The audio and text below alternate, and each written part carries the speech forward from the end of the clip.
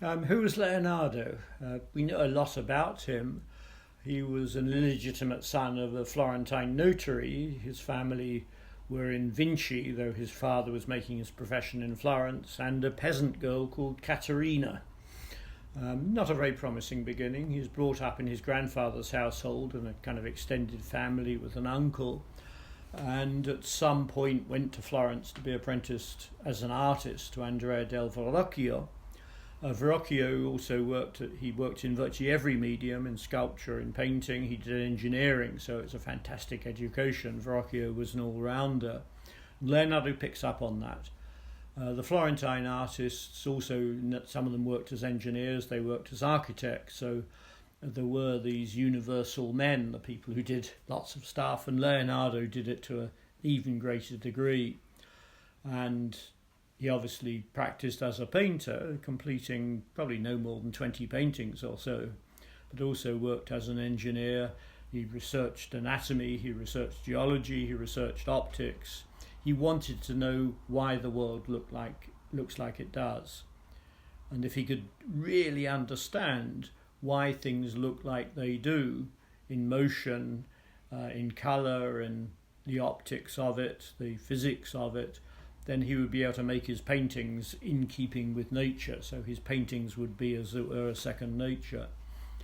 We've got thousands and thousands of pages of notes by Leonardo and almost nothing that's personal. Michelangelo, you've got letters complaining about everything, you've got poems, and you've got personal memoranda and so on. With Leonardo, he's very elusive. He's an illegitimate child, probably developed great emotional self-sufficiency, and he never lets his emotional guard slip. He seems to have been very gracious. He's recorded as very handsome, dressing very well. There's anecdotes of him releasing caged birds. He seems to have been a vegetarian at some point, so he was legendary for his grace, beauty, and kindness. But I think there was always a barrier up there, and very few people got through to him. Francesco Melzi, his aristocratic pupil in the second half of his life, said he was like a father to me, and wrote beautifully at Leonardo's death and looked after the manuscripts. But few people, I think, got that closeness to Leonardo. Very different from Michelangelo, a lot older. We think of these people as rivals, but Michelangelo born in 1475, Leonardo born in 1453, so they're different generations, but collided in Florence after 1500.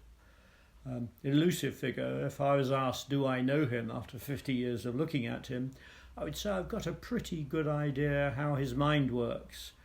I could anticipate some of the things he might be doing, set certain tasks.